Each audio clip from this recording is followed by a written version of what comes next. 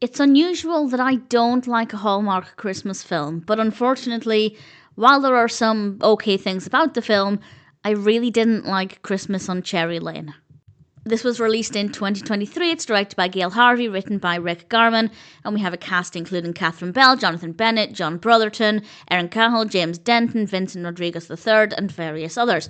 And this is about three different couples at three different time periods in this house on Cherry Lane, and it's not a narrative that's working very well. It's very messy, it's very all over the place. It's not that this kind of story where we have different timelines, different characters in the same location, it's not that it can't work, but I think it's quite difficult to get right. I have seen few examples of this done effectively, and unfortunately I found this to be too chaotic and just too back and forth, really jarring, not really entertaining.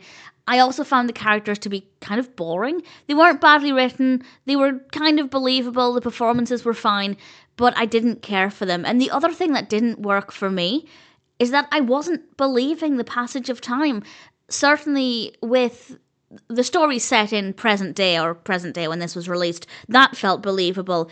But the further back we went, the less believable it felt. It didn't feel like we were jumping several decades back in time. Everything basically felt like it was set at the same time period. I don't think they did a good job of bringing, I think it was the 70s, I didn't write it down, correct me if I'm wrong, but I absolutely did not feel like we'd gone back in time with several of the couples, so that was really poorly done as well. Maybe if that had been more effective, it could have been a bit more interesting because the couples, their families, their stories would have looked a little different and felt a little different.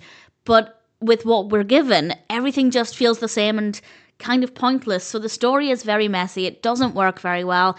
The characters are quite boring, not necessarily unlikable, but I didn't really care for them. And I don't think the various time periods were handled very well at all. Again, with the exception of present day, because that felt believable as present day. The performances are fine.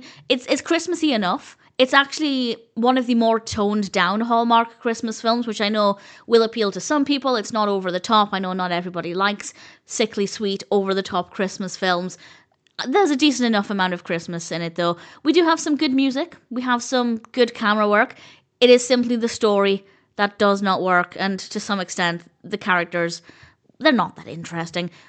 As I said at the beginning, it is very unusual for me to really, really dislike a Hallmark Christmas film. But unfortunately, that's the case with Christmas on Cherry Lane. By all means, if you're curious, check it out. Let me know what you think.